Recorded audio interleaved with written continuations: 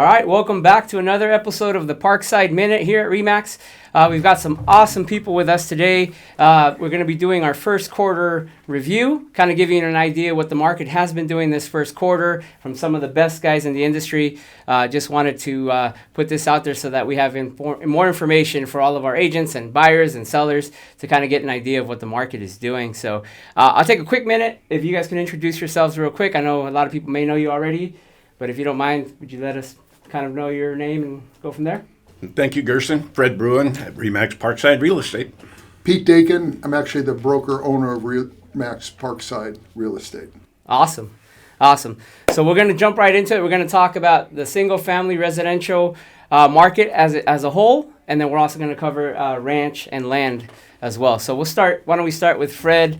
We'll start reviewing some of the numbers for the first quarter. Very good. Thank you.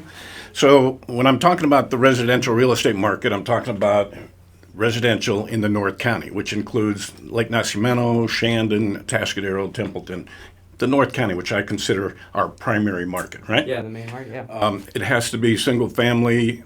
It is not. It can be a condo in town. It could be a 1,200-acre ranch with 2 or 3 houses on it. Yeah. It does not include multifamily like apartment buildings. It does not include mobile homes on rented lots. Okay? So first quarter numbers are in, and if you want to, you got it up? All right. Okay, so the number of sales, 351 properties sold. That represents a 34% increase in the number of sales of the residential properties over the first quarter 2020. Despite COVID, despite 6 to 8 weeks of very little activity, we managed to improve the number of sales by 34%. 34%. The median sale price, you can click through, so there it is. You can see the trend line on the rate of change, and that continues to improve. Next slide should be median sale price, $575,000 first quarter this year over the first quarter last year. So that represents a 13% increase in median sale price over the first quarter of 2020. Again, I mean, that's a huge number, 13%. Yeah, that's a huge jump. We're probably looking this year, if I may, forecast a little bit. Yeah. The big boys like Freddie Mac, Fannie Mae, Realtor.com, Mortgage Brokers Association, Mortgage Bankers Association, all are predicting nationwide on about an average of a 5.6% property value appreciation this year. Wow. Us being a destination location and watching where the numbers are today and how they're trending, I think we're going to be closer to 6.5%, 7%, might be a stretch. But we're just going to continue to see property value appreciation through this year. Wow, which is still strong. I mean, and when we think about days on market, I mean, are we seeing that come down? Are we seeing that I don't change? have the local numbers, but I know nationally, because I look at the national numbers on a regular basis, that the number of days on market has been continuing to decline. 50 days, 40 days, 30 days. We're down to about 28 days average on the market of the properties that sold. Yeah. Of the properties that sold, this is an amazing number, a national number, but of the properties that sold, they average 4.2 offers. So it's amazing. Every listing that's sold is getting multiple offers. And that's kind of one of the topics as far as with inventory continuing to be low, are we going to see these numbers continue to steadily either increase or just kind of stay steady where they are? Which I'm glad you brought that up. When I look at available inventory, I mean, I look at fully available. Yeah. Today we have 380 homes on the market, signs out in the neighborhood. Yeah. 230 of those are in escrow, so they're not really available. Right. We only have 130 fully available homes on the market. Yeah. Compare that to 2005 when we had 1,400 homes on the market. Wow. That just tells you what a difference the market is today than it was. So inventory is playing a big part of it all. So obviously if you're a seller, I mean, no better time to be on the market than now. You're seeing multiple offers, like you said. So, wow, that's amazing. So why don't we start now with land and ranches and kind of get your idea of your take on the market? Yeah, the high-end product, I'm just going to go above $1 million, high-end properties. above $1 million hadn't been getting a lot of love in the past up until about the last 6 months or so. It was more of a traditional market where it would take 6 months to a year to sell these types of properties, $1 million, $2 million, $3 million, et cetera. These can be just estate caliber homes on acreage or within a gated community like Santa Isabel or Spanish Camp. Now there's much more vibrant activity on that higher end product.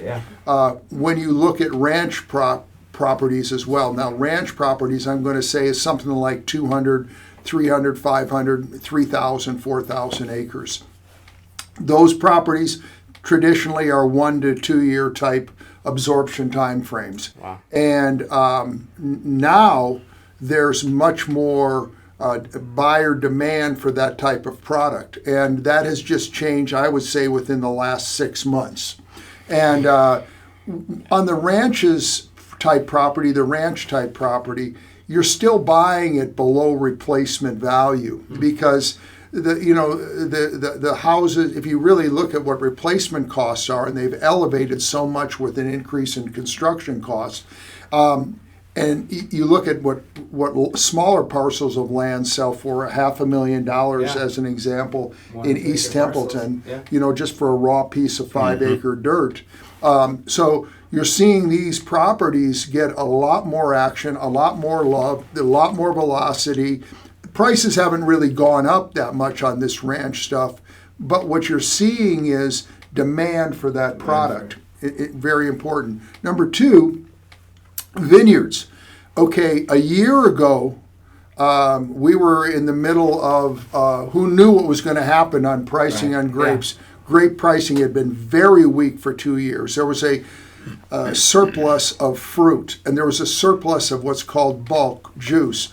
A big part of the vineyard growing business is a lot of people spec bulk juice. So if they don't have a buyer for their grapes, they'll make it into wine, into bulk, and then they'll sell that bulk 6 months, 9 months to vineyard or wineries that need to augment their programs to keep it going. So the fires happened in Napa. And when that happened, it gave smoke taint called on the fruit. And it really eviscerated that whole North Coast Napa area for grapes, because you can't have smoke taint because it ruins your wine, right? So all the bulk market, all that bulk market that was weighing on grape prices and went away, like gone. And right now, today, I'm going to tell you, the grape market has made a complete turnaround. Wow. People are writing contracts for fruit. The numbers are back. I'm not saying it's a big numbers for fruit, but solid numbers again, and people are trying to establish relationships, longer-term relationships with people that have vineyards so they can control the quality of their fruit and control their bottle product offerings. And so instead of waiting till the end of the harvest, or end of the harvest to start going, and then hopefully get grapes cheap, they're making deals now, right now.